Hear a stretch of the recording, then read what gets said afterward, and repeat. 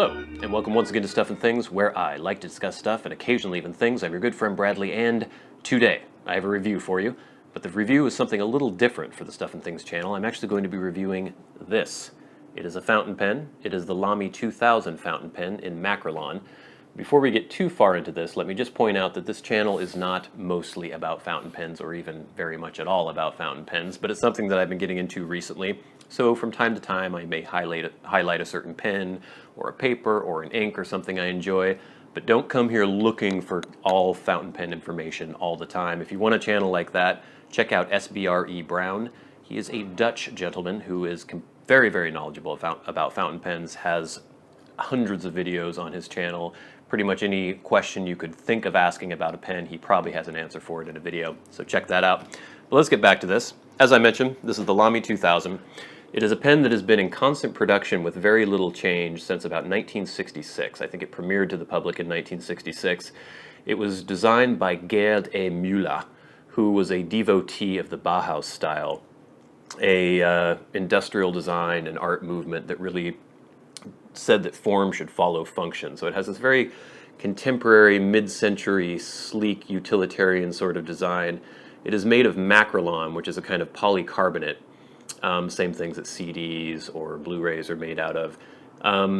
Has a solid gold nib. We'll point out all these features in greater detail later on, but it's a solid gold, 14 karat gold nib, platinum coated. It's a piston filler pen. So there's no cartridge or converter or anything like that. You actually can dip it and fill it with the piston. And I think we'll take a little bit of a closer look. We'll do a box opening. We'll point out some of the main features. We might even do a writing sample. So stay tuned. I'll be right back. All right, so here we have the very nondescript cardboard sleeve within which lies a Lamy 2000. So let's just slide that off. You can see this very utilitarian, rather plain cardboard box, kind of corrugated, a little bit of texture to it, nothing too fancy. If you open it up, there's just a magnetic catch there, magnetic closure. This thing is plastic as well. Open her up, you get a little bit of information of some kind, just about the Lamy line, and looks to be instructions on other types of pens. It looks like they do have the filling instructions for the Lamy 2000 though. This is a piston filler, obviously. Nothing too exciting though. So we can put this to the side. It's funny because I actually ordered this before, a little silica gel, and it was from an Amazon partner. It was not sold by Amazon, but fulfilled by Amazon, and they sent me the pen in this plastic sleeve, just thrown into a shipping container, without the box or documentation or anything. So I returned it and bought it directly from Amazon, paid a couple dollars more. Not that I'm that crazy about having a box, but you know, come on. It's kind of weird, especially if you're getting this as a gift. A lot of people buy fountain pens as a presentation gift, graduation gift, whatever. You need to have a box if you're going to present the gift to somebody. So I thought that was kind of lame. So that was Best Office Supply or Best Office Source, fulfilled by Amazon.com. So if you see them and you're buying pens, be careful. You might not get what you thought you were going to get. But anyway, here's the pen. Obviously, I've opened this before, and I did so basically because I wanted to flush it out. Now, something about the Lamy fountain pens is that when they're testing them in the factory, they will usually dip the pen in some Lamy blue, and they'll just write a little bit after they've dipped it, and they'll wipe it off, but usually there's still some of that blue in the feed, so it's always a good idea to flush these pens out. It's a good idea to flush pretty much any fountain pen when you get it. So I did that, and I wanted to let it dry and everything. But here we have the pen. You can see this Macrolon, which I discussed in the intro, if we can focus on it. Has this brushed look. It's a really interesting material because it doesn't look, in camera it doesn't look all that spectacular. It just kind of looks like plastic. But in real life, and then feeling it, feeling the texture, feeling the warmth of the material, it's really, really attractive. And it's just basically polycarbonate. It's the same stuff that, you know, compact disc Blu-rays are made out of. A lot of eyeglass lenses and things, all sorts of different uses for polycarbonate, but the Macrolon branding was, I think, the very first consumer version of polycarbonate that was made. It's a kind of a thermoplastic, but it was made by Bayer in the 50s, and so this is made of the Macrolon, and it was before they knew how to do clear, I think. So it's, I don't know, the texture is very interesting. It almost feels like celluloid in a way, and it feels as though it's just been carved out of a single block or something. I'm not exactly sure. I know that they can use heat molding on this, and that's probably what they did to do this, because you don't see any injection mold seams or anything. The fit and finish of this pen is really beautiful. We have a little shiny end cap here out of a different material. Looks like just plastic on this side, or on this end. On the piston filler mechanism, we have a little brushed stainless steel. Doesn't want to focus on that, of course. Come on, baby. But you can take my word for it, it's brushed. And then the clip here is also brushed stainless steel, very matte. It looks kind of shiny here because of the lighting, but it's very matte in real life. And then the clip is sprung. So there's actually a spring back there, so it can easily slide over a shirt pocket. Just a very classic, sleek, cigar-shaped design. It's actually much smaller than I thought it was going to be. Here we go, Monster Free cans. The pen is not that big, and I guess I had seen other reviews where people were handling the pen and they had normal human-sized hands, and so in comparison I was like, oh, that's a pretty hefty pen, but next to my Monster Free cans, it's not very big. So it's not too small, it works for me, but I expected it to be a little bigger. Let's take a look now. Here we have the stainless steel, I guess you could call that a section, even though there's not really any delineation. There's no step down or anything. It's seamless transition from the barrel of the pen to the section, stainless steel area. Semi-hooded nib, 14 karat gold. I got this in medium, and I dithered like crazy over whether or not I should get medium because I have very small, cramped, almost illegible writing, and I do a lot of writing in notebooks as well, but the whole point of getting kind of into fountain pens lately in journals and notebooks and better paper is I'm trying to improve my handwriting, so I thought maybe getting a medium would encourage me to write a little bit larger. Excuse me. And also I just kind of wanted to see the more rich colors that you get from the ink. You can see the filler hole there, so you only need to submerge the nib up to that point to draw ink into the pen. And of course on this we have this blind cap which controls the piston mechanism. You can't really even see the seam until you start operating it. So if those of you who aren't familiar, you unscrew this end, the piston inside goes down the barrel, and then when you screw it back, the piston goes up and draws up ink, and there are the ink windows there. Since there's no ink in the pen right now, you can actually see the ink windows. It's just a very nice pen. It's, again, if you're not seeing it in real life, if you're not seeing it in person, it may not seem that impressive to you. I don't know, it might just look, especially when it's capped, it might just kind of look like a felt pen. But to really appreciate the material and appreciate the lines, you really have to see it in person. It's really, really striking, actually. But anyway, let's take a look. I want to show this finish a little closer. So there's the brushed stainless steel on the section. There's a really good texture to it, and it doesn't seem like it's something that's going to get slippery when you're writing. There's a look at that nib in the filler hole.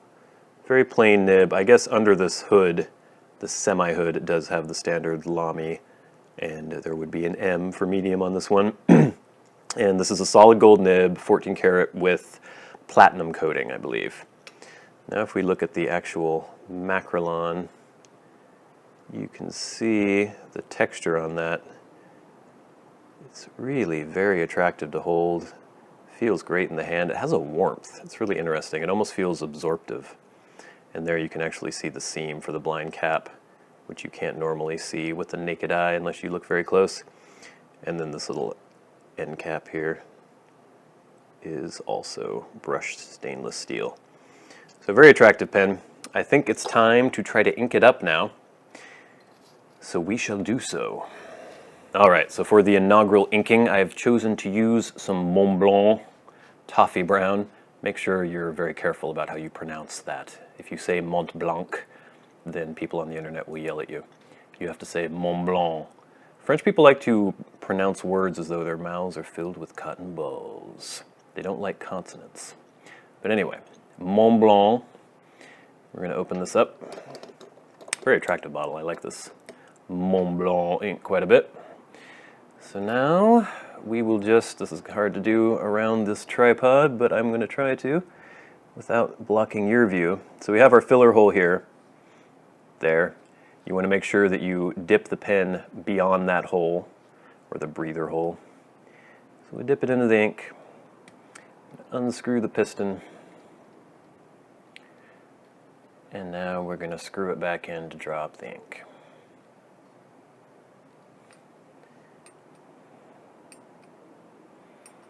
And that is about it. This baby should be pretty full. You can see now, actually let me put the cap on this and wipe the nib up a little bit. Last thing I want is Mont Blanc ink all over the place. There we go. So you can see now the filler holes, or not the filler holes, the ink windows. You can't really see through them anymore. They're now opaque. That gives you a little bit of an indication when you're getting down to the end of your ink reservoir. One thing I forgot to mention, when filling these Lamy 2000s, and with a lot of piston filler pens, sometimes it's a good idea or it's useful to slightly unscrew the piston mechanism after you've filled it and just let a little drop of ink come out. We get it to the point where ink wants to come out. There we go. And that primes the feed. So I don't know if you can see that. Probably not. But a little bit of ink went down into the feed, and that should prime it now, so it should write right away. Anyway, on to the writing. So before we get to the writing, there were just a few more things I wanted to point out about the pen.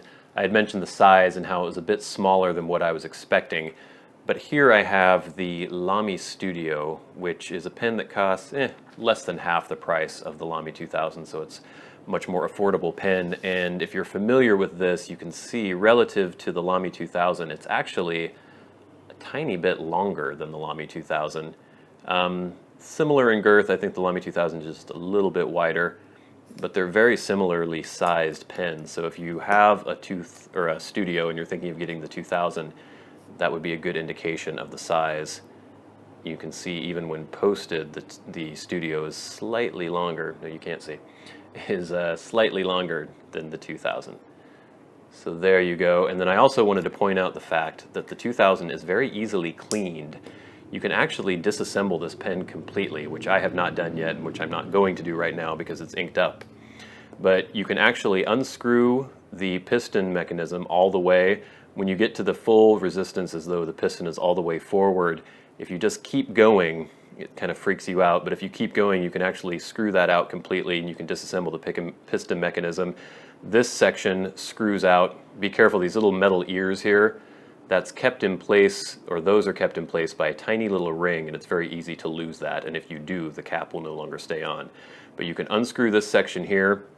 Once it's unscrewed, you can carefully, I can just stay on camera here, you can carefully push the nib assembly and the feed assembly out.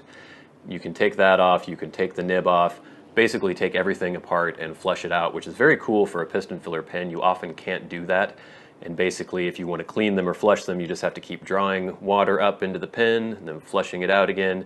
This way you have a little bit more leeway in terms of cleaning it. If you want to see a good video of that, I think I already mentioned SBRE Brown's channel. That's SBRE Brown.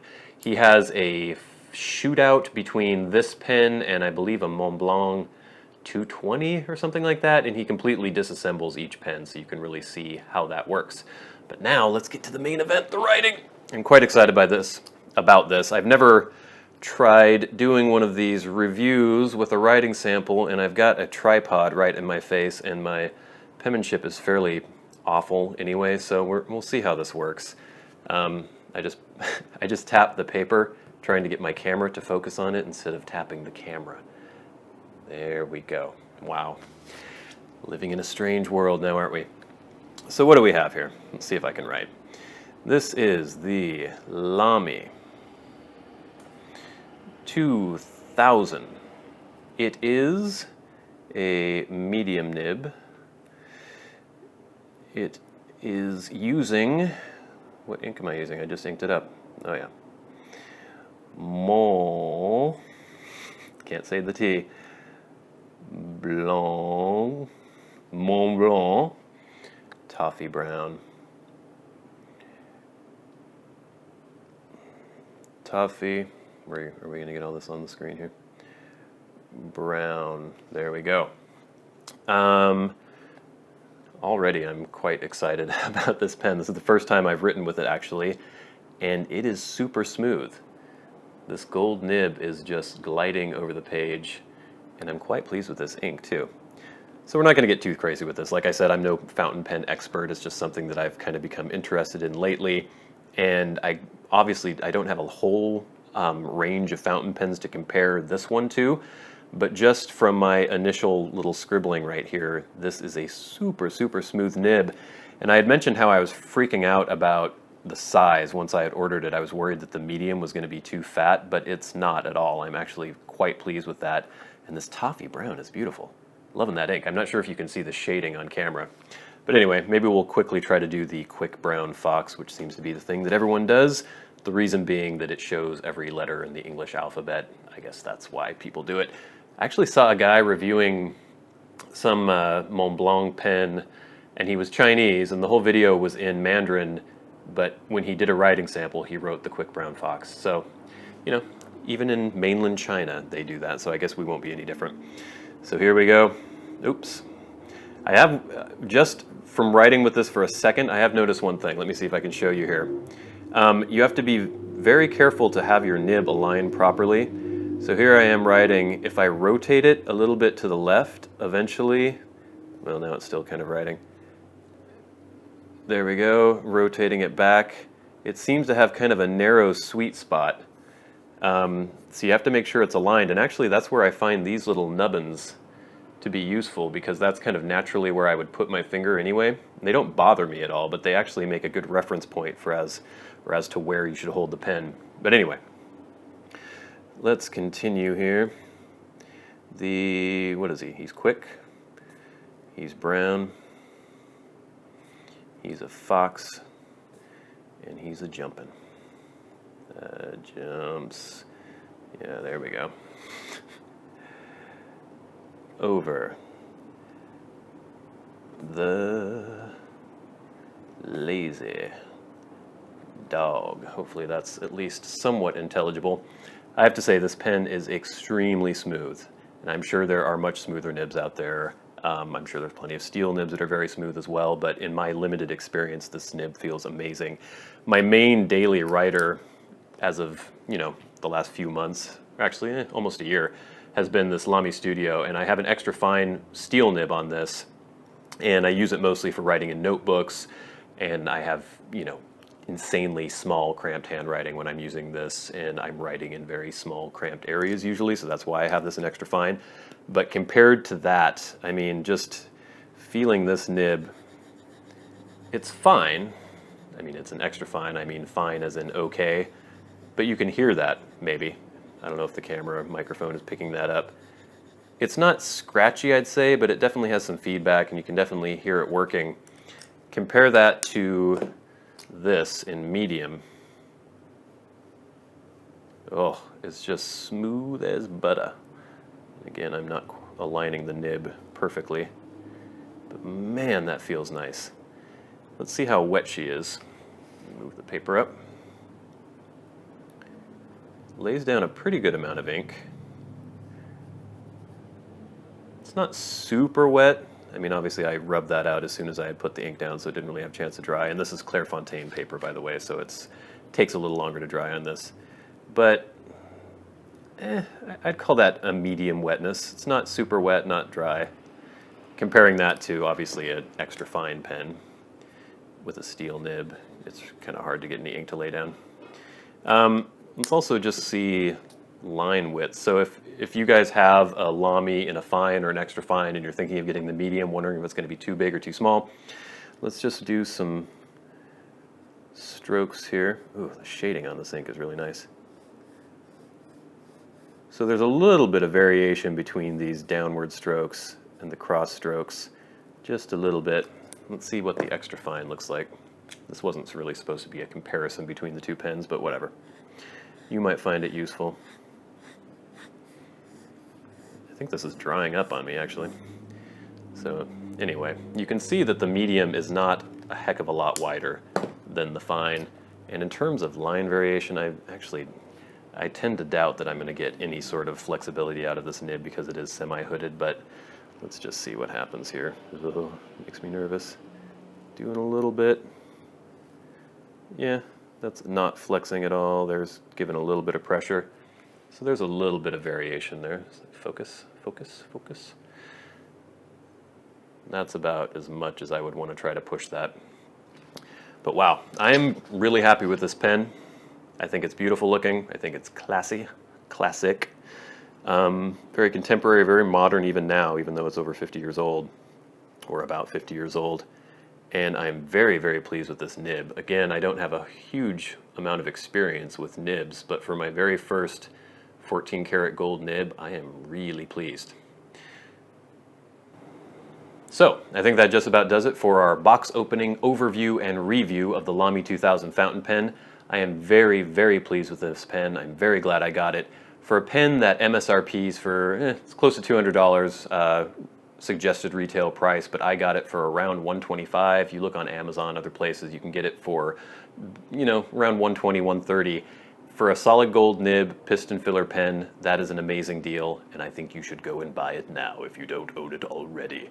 So thank you so much for watching. I've been your good friend Bradley. You have been the audience. This has been Stuff and Things reviewing the Lamy 2000 fountain pen.